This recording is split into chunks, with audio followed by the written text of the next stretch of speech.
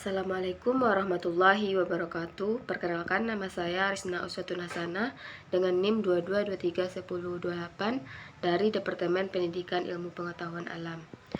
Video ini saya buat untuk memenuhi tugas pada mata kuliah Administrasi dan Supervisi Pendidikan dengan dosen pengampu Bapak Dr. Hanif Al-Qadri MPD. Baiklah, pada video ini saya akan menjelaskan materi mengenai administrasi sarana dan prasarana. Sarana dan prasarana itu memiliki arti yang berbeda. Sarana dalam undang-undang artinya adalah semua peralatan, semua perlengkapan yang secara langsung digunakan dalam proses penunjangan proses pendidikan. Sedangkan prasarana adalah fasilitas yang secara tidak langsung menunjang jalannya proses pendidikan. Artinya, tidak digunakan secara langsung dalam proses terjadinya pembelajaran di kelas. Tetapi tanpa adanya prasarana, kegiatan proses pembelajaran menjadi terganggu. Administrasi atau manajemen sarana prasarana atau sarpras yaitu segala kegiatan pengelolaan mulai dari perencanaan kebutuhan sampai penataan lahan bangunan, perlengkapan. Pengelolaan itu dilakukan dalam rangka untuk menunjang proses pendidikan untuk mencapai tujuan pendidikan itu sendiri. Nah, ada 4 kelompok sarpras pendidikan, yaitu yang pertama site atau lahan, yang kedua itu ada building atau bangunan, yang ketiga equipment atau perlengkapan, yang keempat itu ada furniture atau perabot. Nah, yang pertama itu ada site atau lahan. Site atau lahan yaitu letak atau lokasi lahan, tanah, jalan yang telah dipilih untuk didirikannya suatu gedung sekolah atau perguruan tinggi atau lembaga pendidikan. Nah, yang kedua itu building atau bangunan. Semua struktur, semua bangunan, semua ruangan yang sengaja didirikan dan digunakan untuk kepentingan pendidikan demi kelancaran proses belajar mengajar atau PBM. Yang ketiga itu equipment atau perlengkapan. Perlengkapan selalu dipakai dan digunakan pada saat kegiatan berlangsung. Perlengkapan ini ada perlengkapan menggambar, perlengkapan olahraga, dan lain-lain. Nah, yang keempat itu ada furniture atau perabot. Perabot itu seperti kursi, meja, lemari, dan lain-lain. Ada beberapa prinsip dasar dalam kegiatan administrasi atau manajemen sarana dan prasarana, yaitu yang pertama, kegiatan administrasi sarpras itu menggambarkan nilai, menggambarkan harapan dan citra masyarakat yang berlandasan pada tujuan pendidikan. Yang kedua, prinsipnya adalah bahasa perencanaan dari administrasi sarana dan prasarana, yaitu merupakan keinginan bersama dengan mempertimbangkan satu tim ahli yang ada dan sudah dibentuk yang memang untuk melaksanakan pengelolaan terhadap sarpras yang ada di lembaga itu.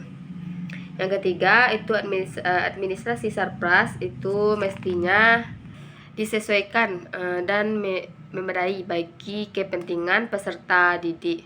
Jadi, orientasi dasarnya adalah untuk kepentingan peserta didik. Yang keempat, prinsipnya itu disesuaikan dengan kepentingan pendidikan yang bersumber pada kepentingan peserta didik dan PTK atau pendidik dan tenaga kependidikan.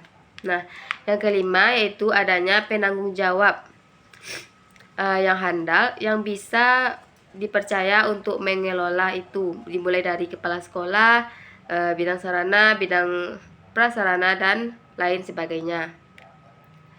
Ada proses atau aktivitas administrasi sarana dan prasarana, yaitu ada 8, mulai dari perencanaan, pengadaan, inventarisasi, penyimpanan, penataan, penggunaan, pemeliharaan, dan terakhir itu ada penghapusan.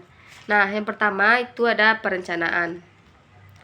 Prinsip utama dari perencanaan ini yaitu ada komprehensif, objektif, fleksibel, interdisiplin, dan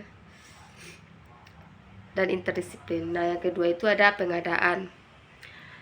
mengadakan barang yang dibutuhkan untuk kemudian diadakan sehingga bisa dimanfaatkan. Pengadaan ini banyak bentuknya, bisa melalui pembelian, penyewaan, permintaan, dan lain sebagainya. Yang kedua itu ada inventarisasi. Yang ketiga, artinya dalam barang yang dibeli ini, barang yang diadakan itu masuk dalam proses pencatatan sebagai barang milik suatu negara. Ketika sudah ada proses pencetakan, pencatatan, nama barang itu sudah terkode sedemikian rupa sehingga akan mudah mencarinya ketika kehilangan atau dan gampang mendeteksi ketika kehilangan barang tersebut. Selanjutnya itu ada penyimpanan. Barang yang disimpan ini itu disiapkan kategorinya, disimpan dulu dalam tempat penyimpanan atau gudang penyimpanan barang yang ada di lembaga, di sekolah ataupun di perguruan tinggi. Selanjutnya itu ada penataan. Barang itu ditata, prinsipnya adalah menjamin kondisi higienik, menimbulkan main belajar, kemudian ditata sedemikian rupa. Selanjutnya itu ada penggunaan atau pemanfaatan. Setelah penataan langsung, itu menempatkan atau penempatan. Langkah ini digunakan setelah barang itu ada, lalu ditata dan diserahkan, maka harus dimanfaatkan barang itu dibeli.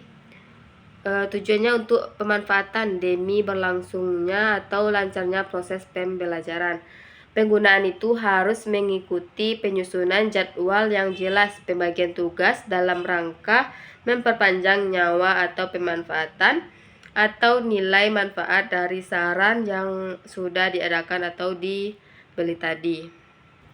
Nah, selanjutnya itu pemeliharaan. Sarana yang dimaksudkan itu harus dipelihara. Ada pemeliharaan dalam jangka waktu yang panjang, menengah, dan jangka pendek. Karena sarana yang tidak dipelihara itu justru biaya yang lebih besar itu terletak pada biaya pemeliharaan. Karena jika tidak ada pemeliharaan, barang akan mudah rusak, berdebu, dan harus dibeli lagi. Dan inilah yang menjadi masalahnya. Nah, selanjutnya itu ada penghapusan. Arti dari penghapusan ini adalah manfaat dari barang atau sarana yang diadakan tadi itu bebas dari biaya perbaikan atau pemeliharaan, meringankan beban kerja. Inventarisasi membebaskan tanggung jawab kepala sekolah atau wakil kepala sekolah dalam bidang sarana untuk memastikan bahwa barang itu sudah bisa dilenyapkan, artinya dihapuskan dari penomoran. Pengkodean inventarisasi artinya penghapusan ini adalah proses menghapus, membuang kode, dan bahwa barang itu tidak lagi menjadi urutan barang atau benda milik negara yang harus disimpan. Nah, itulah proses dari kegiatan administrasi sarana dan prasarana. Dari proses tersebut mengidentifikasikan terkait dengan pertanggungjawaban mulai dari perencanaan sampai pada penghapusan. Sekian materi yang dapat saya sampaikan. Mohon maaf apabila terdapat kesalahan. Wassalamualaikum warahmatullahi wabarakatuh.